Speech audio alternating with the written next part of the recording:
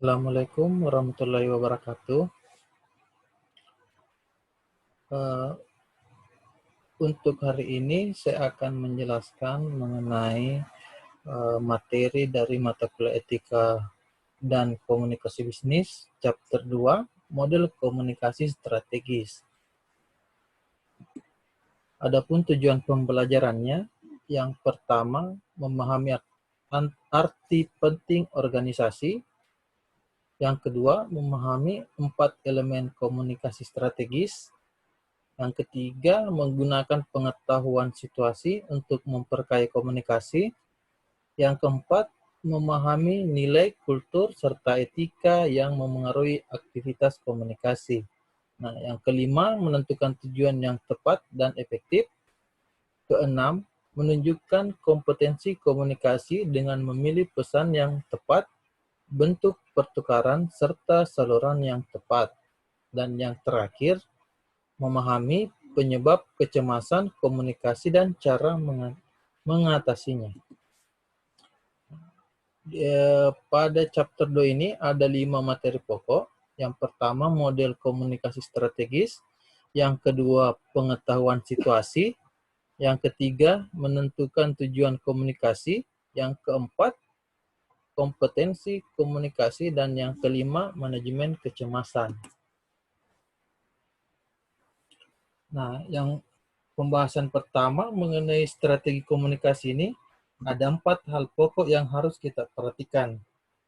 Yang pertama, pengetahuan situasional, di mana pengetahuan ini merupakan informasi yang Anda punya atau yang Anda kumpulkan tentang syarat-syarat agar komunikasi sukses di dalam konteks tertentu. Nah, untuk peluang kesuksesan komunikasi akan meningkat jika Anda tahu hal-hal yang tepat. Yang kedua, penentuan tujuan. Untuk penentuan tujuan ini, di mana setiap situasi komunikasi dapat dilihat sebagai aktivitas penentuan tujuan. Anda akan lebih mungkin sukses dalam berkomunikasi jika Anda menentukan tujuan yang jelas dan tepat untuk diri Anda sendiri. Yang ketiga, kompetensi komunikasi yang terkait ketika Anda merancang komunikasi strategis. Anda perlu memilih sejumlah faktor seperti tipe pesan, saluran yang digunakan, gaya penyampaian yang menunjukkan pemahaman bahwa komunikasi membutuhkan penyesuaian yang tepat dengan tuntutan situasi. Nah, di sini Anda akan belajar memilih secara konsisten dan tepat. Dan yang terakhir, manajemen kecemasan. Nah, manajemen kecemasan ini sering kita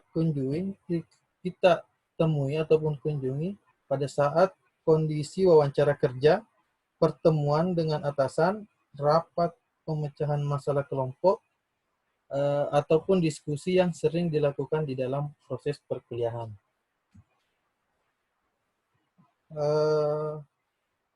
Kontrol atas kecemasan dapat menjadi unsur penting dalam komunikasi strategis yang efektif. Nah, oleh karena itu, Anda dapat belajar menjaga ketenangan saraf Anda pada level yang membuat komunikasi Anda tetap baik dan tidak hilang efektivitasnya. Nah, lanjut pengetahuan mengenai komunikasi, konteks komunikasi organisasi, di mana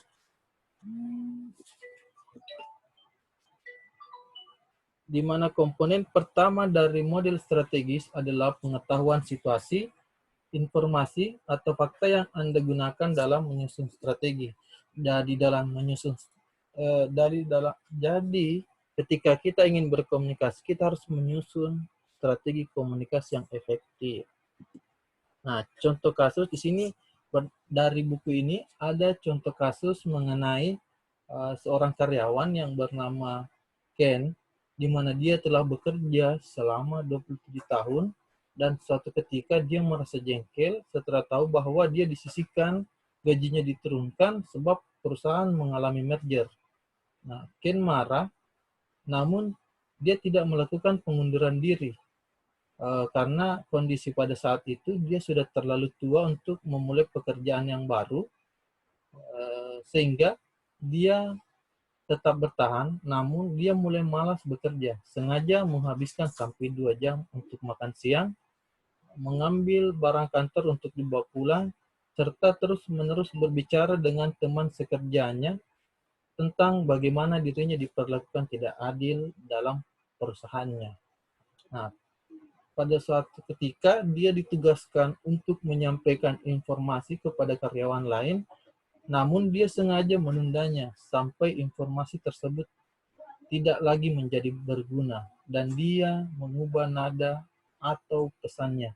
Nah, sebelum merger, eh, karyawan ini, si Ken, merupakan salah satu karyawan yang paling dipercaya dan paling disetia. Nah, berdasarkan contoh kasus tadi, pertimbangan pedoman etika, aplikasi pada kasus Ken. Nah, berdasarkan kasus tadi, kita bisa melihat beberapa pertimbangan, diantaranya menjaga keterus-terangan. Nah, sikap terus terang ini berarti sikap yang benar, jujur, dan terbuka dalam komunikasi Anda dengan orang lain. Jadi, itu merupakan sesuatu yang sangat penting. Nah, yang kedua, jaga akurasi pesan. Pada saat Anda menyampaikan informasi dari satu sumber ke sumber lain, sampaikan pesan aslinya seakurat mungkin. Karena komunikator yang etis tidak akan mengubah suatu pesan. Yang ketiga, jangan menipu. Nah, komunikator yang efektif selalu berusaha untuk tidak menipu ataupun berbohong, tidak melakukan rekayasa, ataupun menahan informasi dalam berkomunikasi. Yang keempat itu bertindak konsisten. Nah, salah satu bidang perilaku yang tidak etis yang kelihatan jelas adalah mengatakan sesuatu hal namun bertindak dengan cara lain. Hal tersebut sering kita temukan. Yang kelima itu jaga kepercayaan. Karena ketika seseorang memberitahu Anda sesuatu dan berharap Anda tidak memberitahukannya kepada orang lain, maka Anda harus menghormati permintaannya.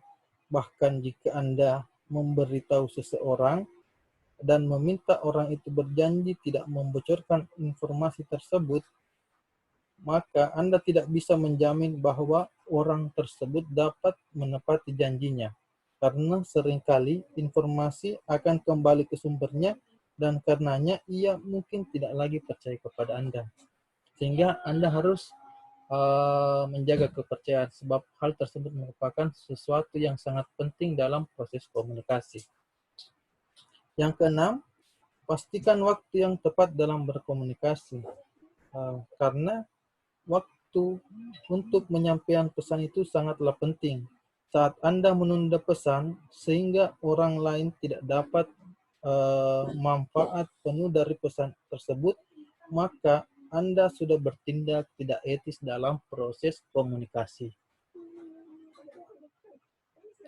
Yang ketujuh, lawan perilaku tidak etis.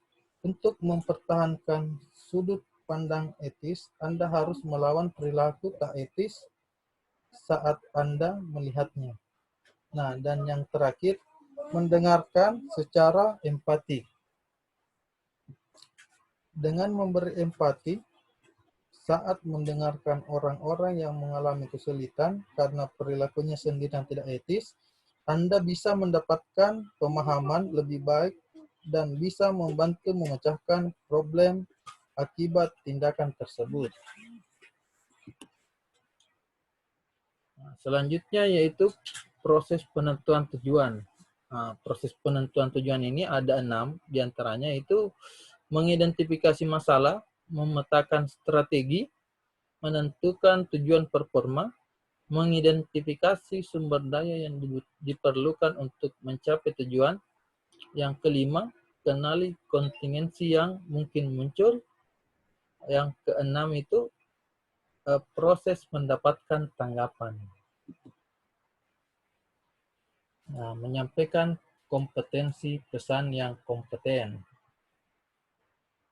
Nah, di antaranya ketika kita ingin berkomunikasi dengan kompeten, kita harus memperhatikan setidaknya ada 10 faktor. Seperti yang pertama, spesifik. Nah, yang kedua, akurat. Kita harus menyampaikan informasi seakurat mungkin. Yang ketiga, jujur, seperti yang disampaikan pada pembahasan sebelumnya, bahwa ketika kita ingin menyampaikan informasi, maka sampaikanlah informasi dengan yang sebenarnya. Yang keempat, yaitu logis. Pesan yang masuk di akal, dan jangan kita menyampaikan sesuatu yang sebenarnya dapat dianggap sebagai pernyataan ataupun komunikasi yang tidak benar. Dan hal tersebut ada kaitannya dengan poin sebelumnya.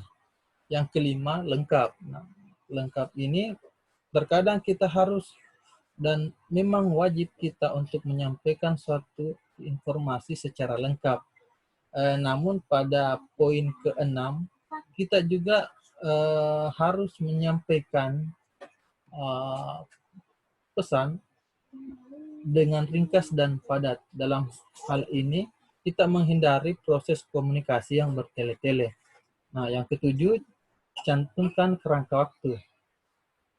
Dan yang ke-8 itu, informasi yang disampaikan harus relevan. Nah, yang ke-9, tepat waktu. Karena informasi menjadi sangat penting ketika disampaikan pada waktu yang tepat. Dan yang terakhir, mintalah tanggapan, karena komunikasi ataupun pesan yang baik adalah pesan yang mendapatkan tanggapan dan bermanfaat bagi orang yang memperoleh informasi tersebut. Selanjutnya yaitu manajemen kecemasan komunikasi. Nah, sebab-sebab kecemasan komunikasi ada diantaranya ada 8, yaitu situasi baru, formalitas, status bawaan, kemenonjolan, kelompok besar, kurangnya keterampilan, pengalaman masa lalu, dan evaluasi. Nah, beberapa hal ini dapat menyebabkan seseorang menjadi cemas ketika berkomunikasi. Nah, hal tersebut juga berlaku pada proses pembelajaran kita di kampus. Nah, terkadang ada mahasiswa, apalagi mahasiswa yang masih baru, memiliki kecemasan ketika ingin melakukan proses komunikasi yang berbentuk seperti diskusi. Nah, ketika ingin tampil, ada berbagai macam faktor yang menyebabkan mahasiswa tersebut menjadi cemas karena ingin melakukan proses komunikasi di depan umum. Nah, mengelola kecemasan komunikasi ini, nah mungkin Anda berpikir bahwa memberikan gambaran bahwa kecemasan ini merupakan sesuatu yang sangat menakutkan. Namun, sebenarnya kebanyakan orang merasa cemas dalam situasi tertentu saja. Misalnya, contoh yang pertama tadi, situasi baru, ketika kita dalam kondisi sebagai mahasiswa baru dan merupakan pengalaman pertama kita, kesempatan pertama kita maksudnya untuk melakukan komunikasi di depan umum, maka hal tersebut sedikit banyaknya akan berpengaruh terhadap komunikasi ataupun kecemasan yang terjadi dalam komunikasi. Nah, cara lain yang dapat dilakukan untuk mengidentifikasi kecemasan dengan mengenali situasi komunikasi spesifik yang menekan Anda. Misalnya pada saat presentasi mungkin kita merasa gugup karena kita merasa di depan kita ada orang yang jauh lebih pintar daripada kita. Nah, salah satu trik untuk menghilangkan kecemasan, alihkan pandangan pada misalnya kalau kita cemas karena ingin berkomunikasi dengan seseorang, membayangkan wajahnya dan tanggapannya, maka perhatikan saja orang tersebut pada bagian alis ke atas ataupun lihat saja rambutnya. Jadi seolah-olah kita melakukan pengalihan untuk menghindari kecemasan dalam proses pelaksanaan komunikasi. Nah, mungkin seperti itu salah satu triknya untuk mengurangi kecemasan dalam proses komunikasi. Nah, sekian materi untuk perkuliahan hari ini. Selanjutnya akan ada pertanyaan yang akan Anda sekalian jawab pada forum diskusi grup yang kita miliki. Sekian, Assalamualaikum warahmatullahi wabarakatuh.